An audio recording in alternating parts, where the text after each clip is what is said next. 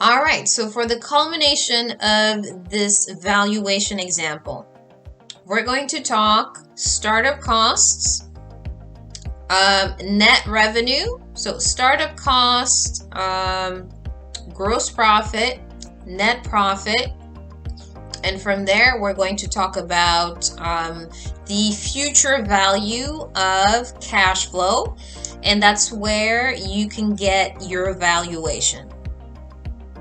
So the training costs for your 10 data analysts, and in terms of accounting, let's see, how much did I put in there? Okay. So for accounting, the training is $0. Why? Because QuickBooks, you can get a QuickBooks Pro Advisor certificate for free. But in terms of training, you're going to train 10 data analysts. In terms of how many people can train for accounting, I would keep it at 10 also. Why not? If you can have 10 people. And when it comes to the CMA certification, I would start at 2 to train just 2 people. Why just 2? Because so we already have a few brokers that are actually, their information is available on Rwanda Stock Exchange. So the market is already very small. And there's no need to train, 10 more people. I think if you keep it, and it's okay to start slow also, right? So let's say we're just going to train 2 people we're going to pay for them to get a CMA license. So the training for 10 data analysts and 2 people to get a CMA license, I'm going to total that at $6,600. How did I get that number? For 10 people, if you have 10 people, each monthly subscription to get your Google certificate is $30. And you have 12 months in a year, so you have 10 times 10 people times $30 a month times 12 months. That gives you $3,600. Now for the accounting side of training, that's $0. For the CMA certification, what I put in this budget here is you have 2 people, and let's say that training for each person is $1,500. So I think that to take the actual exam, the cost of the exam is probably, because it's part 1 and part 2 of that exam, that's going to be about $1,000. And let's, I just threw in another $500 just in case. So total training for your team of 10 data analysts, 10 accounting people, and 2 CMA professionals, $6,600. So this is to train 10 plus 10 plus 2, 22 people. Okay, so that's just a training budget. Now, in terms of an office and an administration, so let's say that to get an office, of course, you can find an okay office at $150 a month in Rwanda, of course. So we have 150 times 12, that's going to be $1,800. Now, electronics, let's say you're going to have 10 stations in the office where you have a computer and a second monitor. Let's say that that's $500 each. So now that $500, it is possible because for my intern, it cost me about $500 to get her a laptop and a monitor. So just take 500 times 10, that's $5,000. All right. So now subtotal for electronics and office space, that's $6,800.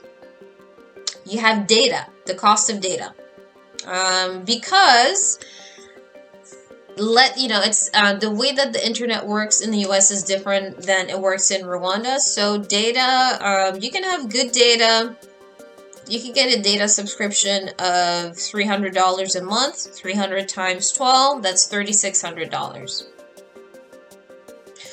So what you have here is total cost in terms of the office and administration is going to be about $10,000. Training costs are going to be $6,600.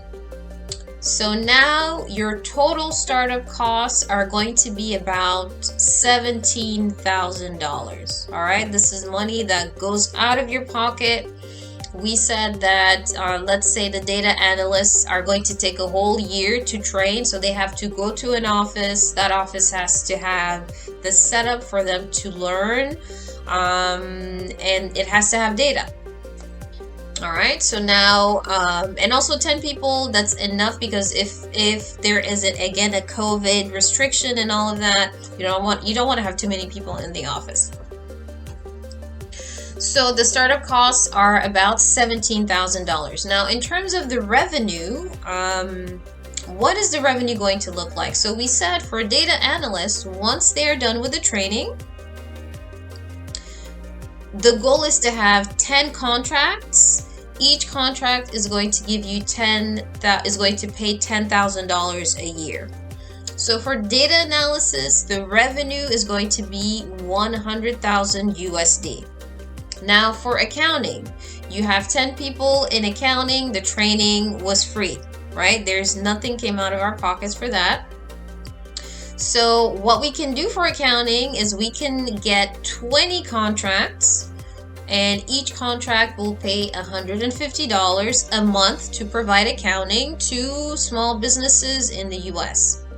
So for the year, your revenue from accounting is going to be 20 contracts times 150 times 12, which is $36,000. All right. Now, for the CMA section, the CMA segment of it, we were really conservative. We said, you know what, maybe once every 3 years we get a contract for $20,000. That's really conservative, but even if we do that, we're going to have the revenue for the CMA administration at $20,000 in 1 year. In terms of salaries, let's say for data analysts, so you have your 10 data analysts in Rwanda, you can pay them $300 a month, 300,000 Rwandan francs. That's a very good salary for someone that's starting out. In accounting, you can pay them 100,000 Rwandan francs a month. We can actually even put that up a little. We can pay them 150. Okay. So 150 times 10 people times 12, that's $18,000 in terms of salary costs. All right, so again, let's go back to data analysis. Revenue is 100,000 USD. Salaries is 36,000. For accounting, revenue is 36,000 USD. And for salaries, that's 18,000 USD. For the CMA section, revenue is going to be 20,000 USD once every 3 years. This is just being conservative. The salary that you can pay your CMA, both of your CMA professionals, you can pay them $600. So $300 each, right? $300 each. So $600 a month in salaries times 12. That's $7,200. All right, so that's just for the salaries. And in terms of overhead, so this is your cost to run the office. So I put in 16,000 USD to have the office. It's probably going to be less, and also to have the manager in the office. Because even if we go with an office where you pay 150 a year, that's 1,800. And you have data, we have the data cost of $3,600, which is $300 times 12. We can even have the overhead cost of this office to be just $10,000. Okay, and I will attach the spreadsheet. Okay. So now we can look at our gross profit. So for our data analysis segment, gross profit is going to be $64,000, which is 64%. Okay. Then accounting, our gross profit is going to be $18,000. For the CMA segment, whenever we have a contract, and if that contract is $20K, our gross profit is going to be $12,000. So you can see that the profit is significant, and the reason why that is because the labor in Africa, in Rwanda, is significantly more affordable than labor that you would have if you were hiring someone in the US. So what that means for an investor, and also this goes back to the net profit of a company. So if I want to give you a number, and you can see that by looking at the spreadsheet that I will have here for you. The net profit in a normal year, so this is a year where you will not be getting a CMA contract, the net profit is going to be $72,000. Now, how is that translating to you if you invested in this venture? So remember, our startup costs were about $17,000. Startup costs out of your pocket, $17,000, and your profit before taxes is going to be $72,000. So now the tax rate in Rwanda is 30%. Okay, so that means that your net profit after taxes is going to be $50,000.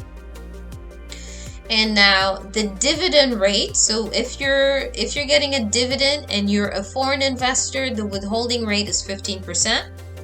So the net dividends that the company can pay back to the US affiliate, right? Because remember, company providing the service is in Rwanda. Once they get a profit, or once they get the net profit, take out the taxes, take out the withholding, send whatever's left over back to the US. Your net dividends as an investor would be $42,000. So that means that within the first year of operation, you get your investment back, and you actually get something on top. So this is just an example of what you can do, what kind of company you can start.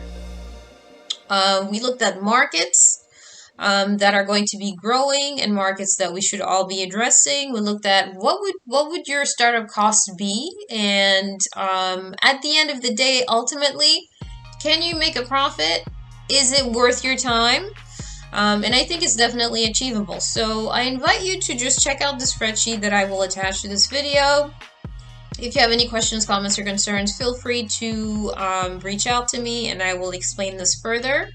And if you're interested in investing in a business that, for example, the one that I just described, let me know, because we can absolutely do that. So this is just an example of how we can capture the service, the administrative service market that Rwanda wants us to really capture, because what Rwanda is doing is providing an environment where foreign, or where international companies can HQ, and also providing an environment for you, if you're in Rwanda, to provide a good service to international companies.